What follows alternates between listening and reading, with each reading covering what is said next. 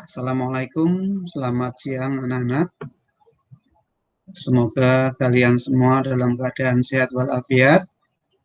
Baiklah, anak-anak, pada pertemuan kali ini kita akan bahas bersama materi baru bab 2, yaitu tentang pengklasifikasian makhluk hidup atau sering dikenal dengan istilah klasifikasi makhluk hidup. Ada beberapa hal yang akan kita bahas pada kesempatan ini. Yang pertama yaitu klasifikasi makhluk hidup itu sendiri, bagaimana nanti klasifikasi itu dipaparkan dalam bentuk kelompok-kelompok makhluk hidup. Kemudian yang ketiga kita akan bahas kunci determinasi, dan yang terakhir adalah kesimpulan. Baik anak, untuk bersingkat waktu kita lanjutkan yang berikutnya.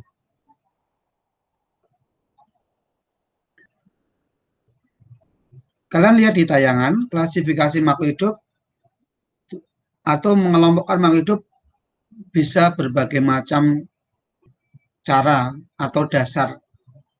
Dalam hal ini ada dua tokoh, sebenarnya tidak hanya dua, tapi ditampilkan di sini dua tokoh dengan perbedaan yang mendasar dari cara mengklasifikasikannya.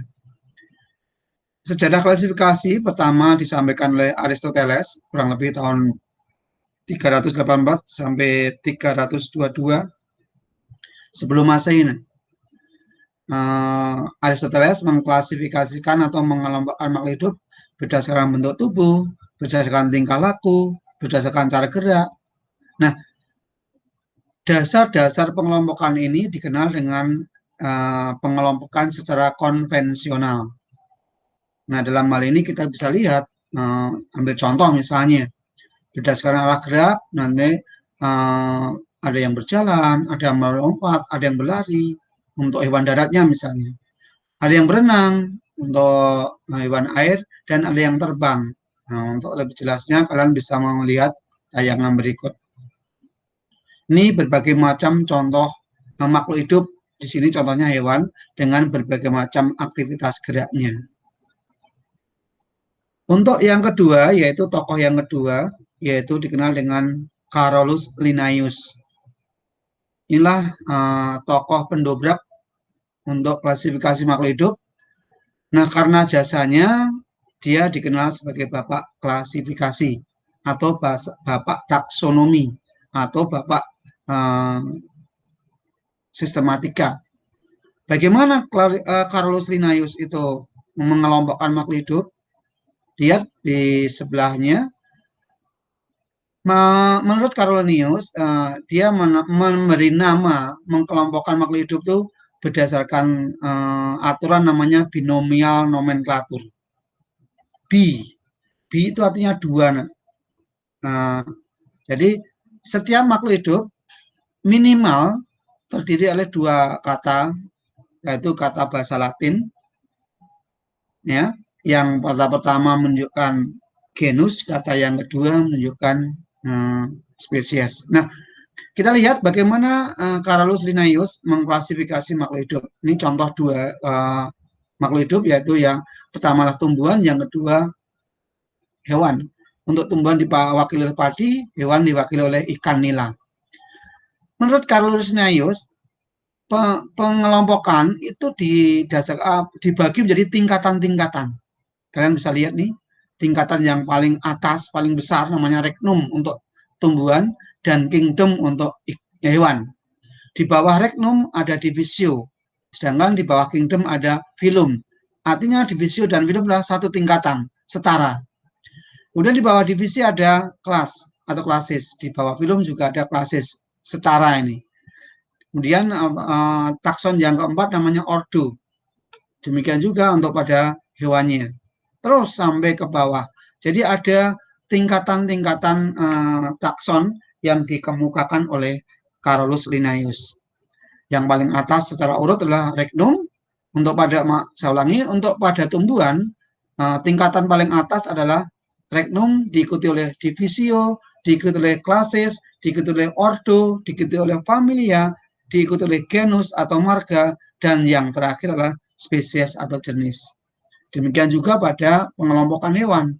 Yang paling tinggi adalah kingdom, di bawah kingdom ada film, di bawah film ada klasis, di bawah klasis ada ordo, di bawah ordo ada familia, di bawah familia ada genus, dan yang terakhir adalah spesies atau jenis. Beda di sini hanya terletak pada dua takson yang paling atas, yaitu kalau pada tumbuhan namanya regnum, kalau hewan namanya kingdom. Kalau tumbuhan namanya divisi, kalau hewan namanya film. Tingkatan di bawahnya sama semua. Itulah cara pengklasifikasian menurut Carolus Linnaeus. Lihat tadi ada binomial, bi artinya dua. Ada dua kata bahasa Latin. Yang pertama lah, contoh ini padi. Nama padi terdiri dari dua kata, yaitu Orisa dan Sativa. Orisa itu merupakan genus dari padi, Sativa itu jenisnya. Maka nama spesies padi adalah Orisa sativa. Demikian juga pada ikan nila. Oreochromis itu adalah genusnya, Niloticus itu adalah spesiesnya. Jadi nama lengkap, nama ilmiah dari ikan nila adalah Oreochromis niloticus. Itu gambaran sedikit. Baik, kita lanjutkan yang berikutnya.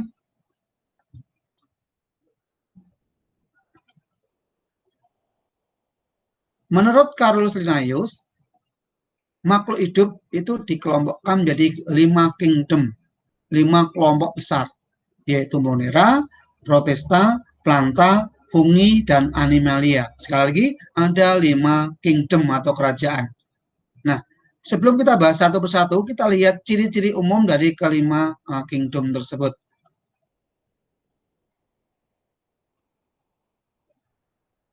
Kalian bisa perhatikan ke tabel, jadi ada 5 kingdom, ini ciri utamanya, ini contoh makhluk hidupnya. Kalian bisa perhatikan, untuk Monera, termasuk hewan uniseluler, yaitu hewan yang tubuhnya hanya terdiri dari satu sel. Kemudian ciri yang kedua, prokaryotik atau prokariot, artinya belum punya membran inti. Yang ketiga adalah heterotrof. Inilah jenis makhluk hidup yang cara mendapatkan makanannya tergantung pada makhluk hidup lain. Artinya tidak bisa membuat makanan sendiri. Siapa contohnya dari Monera? Yaitu bakteri dan cyanobacteria. Jadi kelompok bakteri semua termasuk Monera. Kemudian kingdom yang kedua yaitu Protista. Ciri utamanya uniseluler. Apa uniseluler? Tubuhnya bersel satu. Kemudian yang kedua adalah kebalikannya. Kalau di atas pro sekarang eukariotik. Eukariotik artinya sudah punya membran inti. Inti sudah punya selaputnya. Kemudian ciri yang ketiga bisa bersifat autotrof atau bisa membuat makanan sendiri atau juga bersifat heterotrof. Makanannya tergantung pada makhluk hidup yang lain. Sebagai contohnya amuba dan ulva lactuca. Ini contoh dari alga sebenarnya. Karena Protista nanti bisa dikelompokkan 3, nanti ada yang mirip tumbuhan, ada yang mirip hewan, dan ada yang mirip jamur. Next, yang ketiga, yaitu kingdom fungi atau jamur. Apa ciri utamanya? Jamur bisa bersifat sel satu, dapat juga bersifat multisel, bersel banyak. Tubuhnya bisa bersel satu, bisa banyak sel, atau multisel. Kemudian jamur semua bersifat eukariot, atau punya membran inti. Ciri yang ketiga, punya dinding sel. Ciri yang keempat, tidak punya klorofil. Nah, maka jamur itu tidak bisa berfotosintesis. Apa dampaknya? Yaitu menampilkan ciri yang kelima. Karena tidak bisa membuat makanan sendiri, maka dia bersifat heterotrof. Kenapa tidak bisa? Karena tidak punya klorofil. Nah, contohnya banyak nih jamur, kalian bisa lihat. Siapa yang kenal dengan tempe? Yang nggak kenal dengan tape, oncom. Nah, semua itu adalah merupakan produk-produk dari makanan yang menggunakan jasa dari makhluk hidup jamur, dari kingdom jamur. Ada jamur merang, ada jamur tiram, dan sebagainya. Kemudian yang keempat yaitu kingdom planta. Ciri planta yaitu bersifat banyak sel atau tubuhnya terdiri banyak sel. Kemudian yang kedua cirinya adalah sudah punya membran inti atau eukariotik. Ciri yang ketiga punya dinding sel. Ciri yang keempat memiliki klorofil sehingga bisa membuat makanan sendiri. Nah, karena bisa membuat makanan sendiri maka semua planta bersifat autotrof. Ini dampak dari punya klorofil atau bisa membuat makanan sendiri. Secara umum, planta dikelompokkan jadi 3, ada kelompok tumbuhan lumut, ada kelompok tumbuhan baku, dan kelompok tumbuhan berbiji. Yang terakhir yaitu kingdom Animalia. Ciri yang pertama adalah semua hewan pasti bersifat multiseluler atau berbanyak sel. Kemudian ciri yang kedua bersifat eukariotik atau punya membran inti. Dan yang ketiga, semua hewan pasti bersifat heterotrof karena tidak punya klorofil. Otomatis makanan tergantung dari makhluk hidup lain atau heterotrof. Banyak contoh dari animalia. Ubur-ubur, belalang, orangutan, ular, dan sebagainya. Baik, kita akan bahas satu persatu.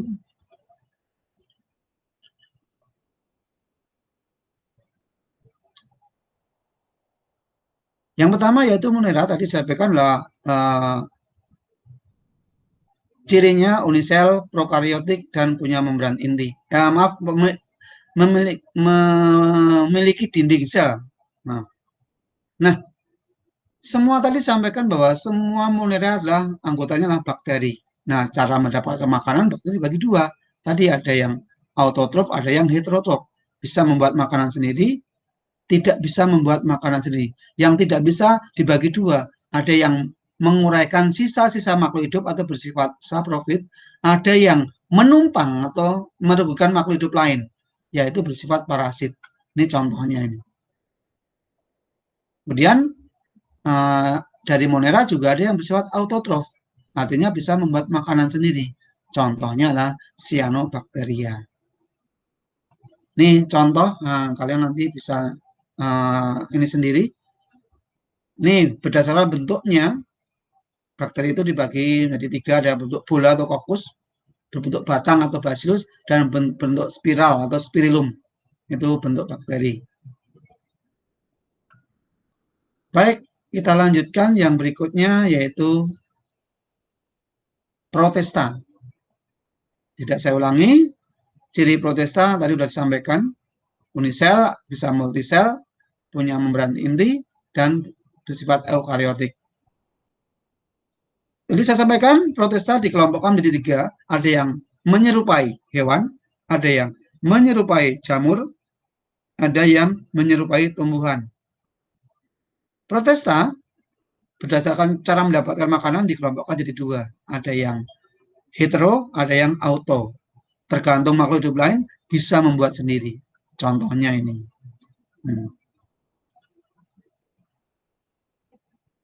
Nah, ini contoh dari protesta.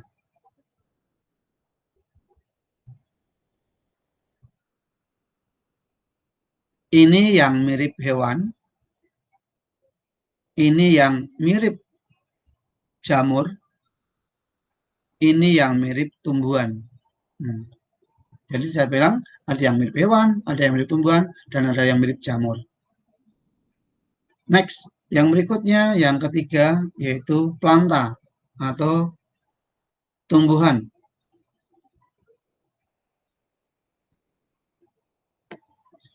Cirinya tadi sudah sampaikan, kalian bisa baca, multisel, sel banyak, punya membran inti atau eukariotik, dan punya klorofil. Nah, tumbuhan semuanya bersifat autotrof. Kenapa? Karena punya klorofil, sehingga bisa membuat makanan sendiri.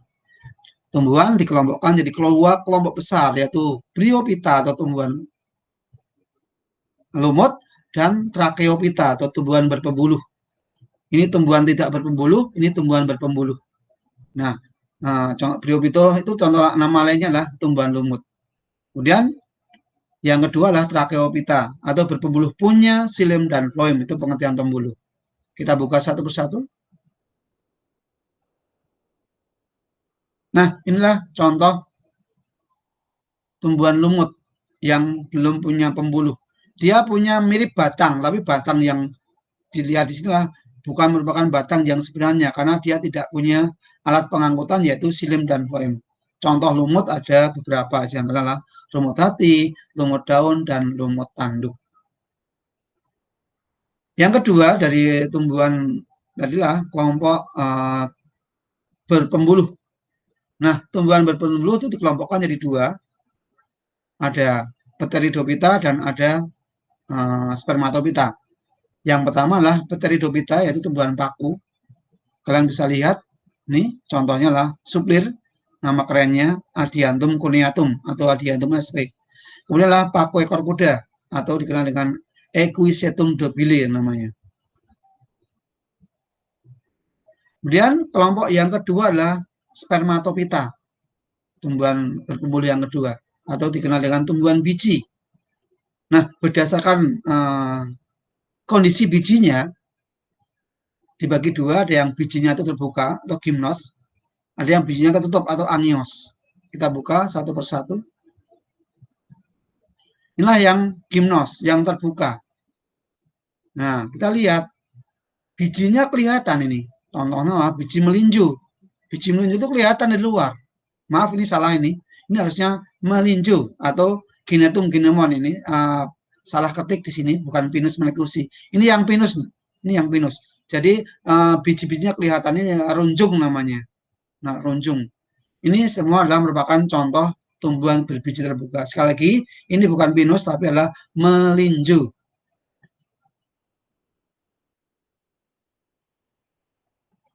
Yang kedua yaitu tumbuhan berbiji tertutup atau angios. Semua biji tertutup pasti punya bunga. Nah, setiap bunga pasti punya alat kelamin. Ada alat kelamin jantan, ada alat kelamin betina. Berdasarkan jenis kepingnya, jumlah kepingnya, maka tumbuhan berbiji itu dikelompokkan jadi dua. Ada yang berkeping satu, maaf, monokotil, ada yang berkeping dua atau dikotil. Nah, yang berkeping dua itu banyak ini, Euphorbiaceae, kelompok jarak-jarakan, jarak dan sebagainya. Nanti kalian cari contohnya. Kacang-kacangan, Solanaceae, terong-terongan, malva, kapas-kapasan, myrta, jambu-jambuan, rota, jeruk-jerukan, itu semua termasuk tumbuhan biji berkeping dua. Itu artinya dua. Yang berikutnya mono, berarti satu. Kotiledon, berarti mono. Kotiledonnya cuma satu atau monokotil atau berkeping satu. Kelompoknya yaitu Gramineae, contohnya padi. Zingiberaceae atau Zingiber officinale, contohnya jahe. Liliaceae, lidah buaya, bawang merah, bawang putih dan sebagainya. Orchidaceae, ini kelompok anggrek, bisa vanili, bisa anggrek kalajengking, anggrek bulan dan sebagainya. Kemudian yang berikutnya adalah palma, itu kelompok kelapa atau pinang-pinangan, banyak contohnya.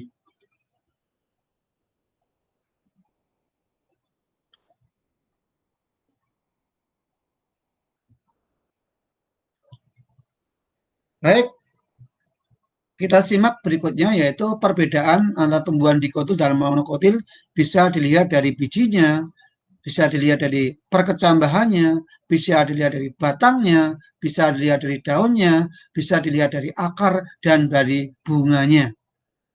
Kita bahas satu persatu. Dari bijinya, kalau dikotil itu nanti bijinya bisa membelah atau berkeping dua. Sedangkan mono hanya satu. Ini contohnya kacang tanah misalnya. Itu bisa dibelah. Beda dengan jagung. Jagung tidak akan bisa dibelah. Karena bijinya aja kepingnya satu. Sedangkan pada kacang tanah dua. Perkecambahannya. Nah, bedanya di mana sini? Kalau pada dikotil, kotiledon ini muncul di atas permukaan tanah. Beda dengan yang mono. Kotiledonnya tetap tertanam di dalam tanah. Itu perkecambahan mono dan di.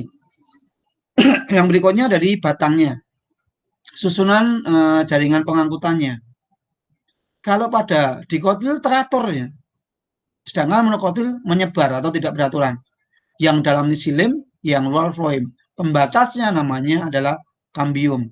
Luar floem dalam xilem, luar floem dalam xilem. Terus dia itu melingkar dalam batang. Yang berikutnya adalah daun. Dari bentuk daunnya juga berbeda. Kalau dikotil itu bentuknya bisa menyirip, bisa menjari. Sedangkan kalau pada monokotil bisa berbentuk pita, bisa berbentuk lengkung, itu pada monokotil. Akarnya, kalau dikotil, akarnya adalah berupa akar utama atau tunggang, baru bercabang-cabang. Dan ukurannya berbeda karena tunggang itu, utama paling besar. Kalau monokotil, bentuk akarnya, ukuran akarnya hampir sama semua. Itu mono. Kemudian bunganya, kalau dikotil, bagian bunga itu berjumlah 5. Ini contohnya mahkotanya nih. Sedangkan kalau pada mono, itu berjumlah 3 atau kelipatannya. Nih, lihat.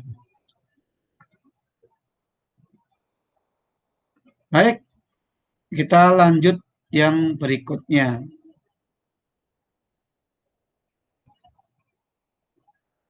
Yang ketiga, yang keempat, yaitu fungi.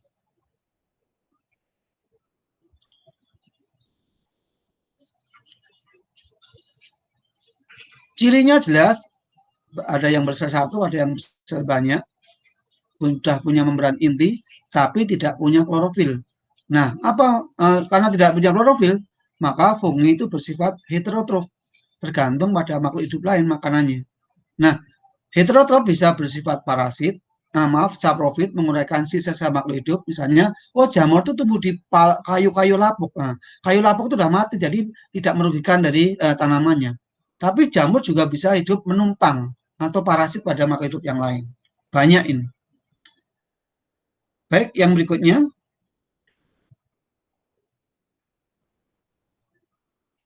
Nah, jamur itu dikelompokkan jadi banyak sekali.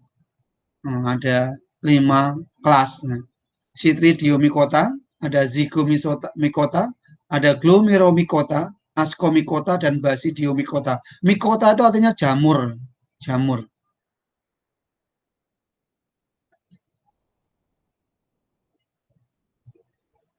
Nah, ini perlu Bapak sampaikan, tubuh jamur itu sebenarnya adalah berupa benang-benang. Nah, benang-benang ini dikenal dengan istilah hifa. Kemudian benang ini sudah bersekat, ada sekat-sekatnya. Nah, setiap sekat itu kalian lihat ada bulatan kecil, itu inti sel. Nah, hifa ini akan membentuk anyaman. Ini kan bentuk anyaman. Nah, namanya miselium. Makanya dikenal ini adalah keterangannya miselium. Atau apa? Artinya apa? Benang-benang ini sudah membentuk anyaman. Ini. Yang terakhir adalah animalia atau kerajaan hewan. Cirinya jelas bersifat multisel tubuhnya, bersel banyak, punya membran inti atau eukariotik, dan semua hewan bersifat heterotrof karena tidak punya klorofil. Nah, animalia atau hewan dikelompokkan jadi 2, ada yang bertulang belakang, ada yang tidak. In artinya tidak, vertebrata artinya bertulang belakang. Inverter tidak bertulang, verter bertulang belakang. Nah, kita akan bahas satu persatu. Untuk invertebrata dikelompokkan menjadi 8 sebenarnya. Untuk ini kita bahas dulu yang pertama. Porifera, hewan berpori. Solenterata, hewan berongga. Vermes, hewan cacing. Moluska, hewan lunak. Arthropoda, hewan berbuku-buku. Dan Echinodermata, hewan berkulit duri. Dalam dunia pengetahuan selalu berkembang. Nah, di sini cacing atau vermes ini dipecah lagi jadi 3. Ada cacing pipih, ada cacing pita ya.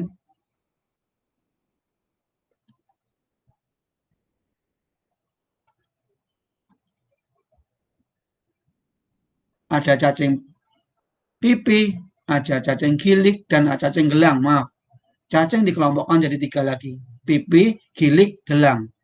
Pipih contohnya ya cacing pita misalnya. Baik, kita akan buka gambar apa yang ada di sini.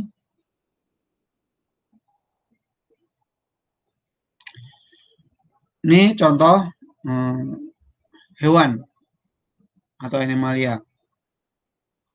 Nah, ini spongi itu contoh hewan berpori. Ini hewan berpori.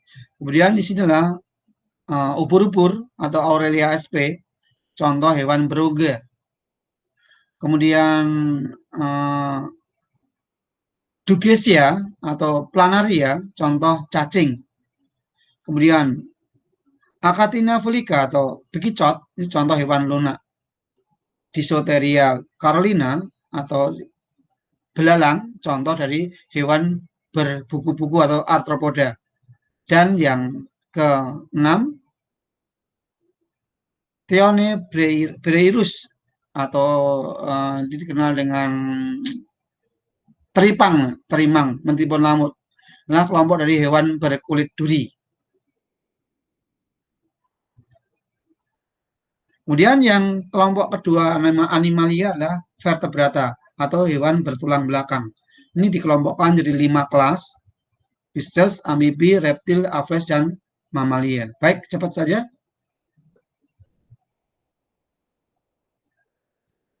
Ini contoh-contohnya yang bisa kalian lihat dari 5 kelompok vertebrata. Pisces atau ikan, ini adalah contohnya ikan pari, ikan hiu, ikan emas. Asal jangan kebalik nanti dengan ikan lumba-lumba, salah itu. Bukan ikan paus, salah itu. Kemudian yang kedua adalah amfibi atau kelompok katak. Yang ketiga reptil atau kelompok melata diwakili oleh kura-kura. Banyak yang lain, nanti bisa kasih contoh yang lain. Kemudian kelompok unggas atau aves, ini flamingo. Dan yang terakhir kerabat dekat kalian, kelompok mamalia diwakili oleh orang hutan di sini.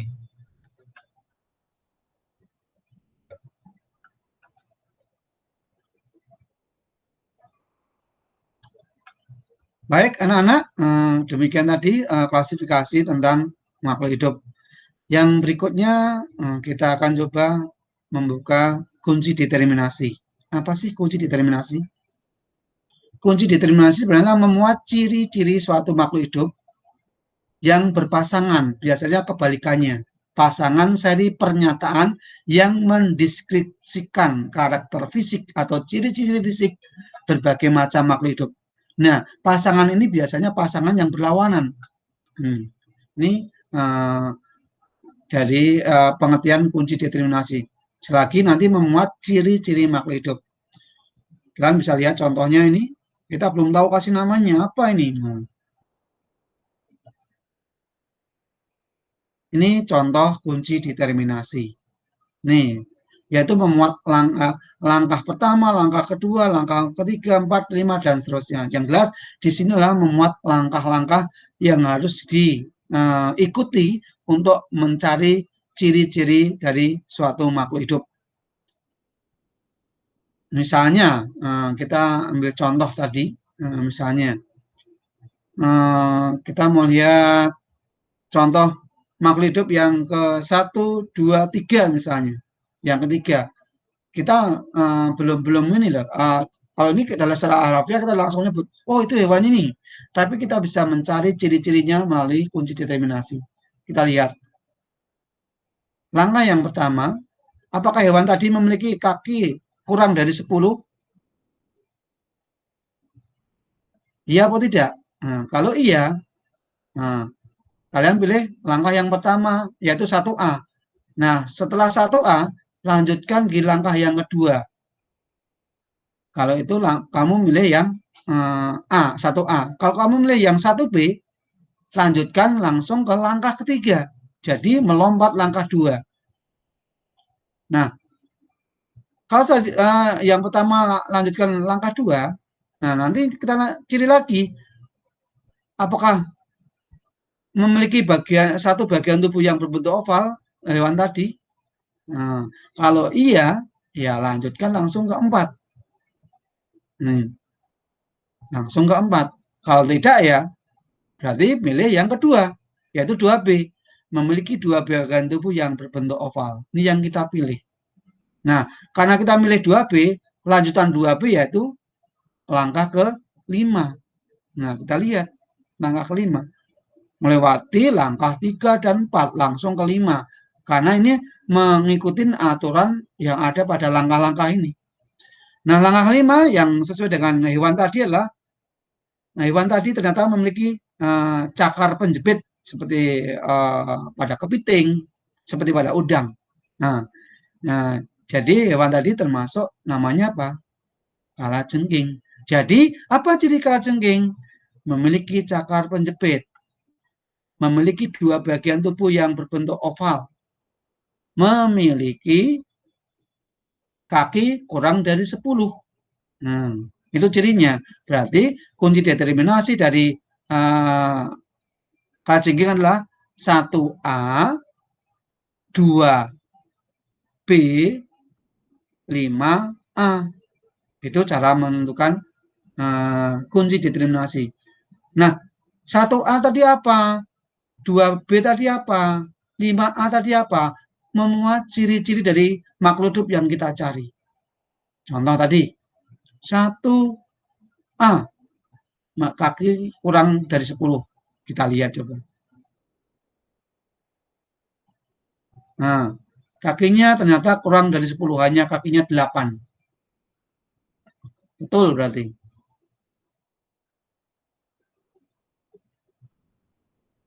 Kemudian yang berikutnya, memiliki 2 bagian tubuh yang berbentuk oval. Betul. Kemudian yang berikutnya, yang 5A, memiliki cakar penjepit atau cepit. Itulah ciri dari kalajengking dengan kunci determinasi 1A, 2B, 5A. Itu kunci determinasinya.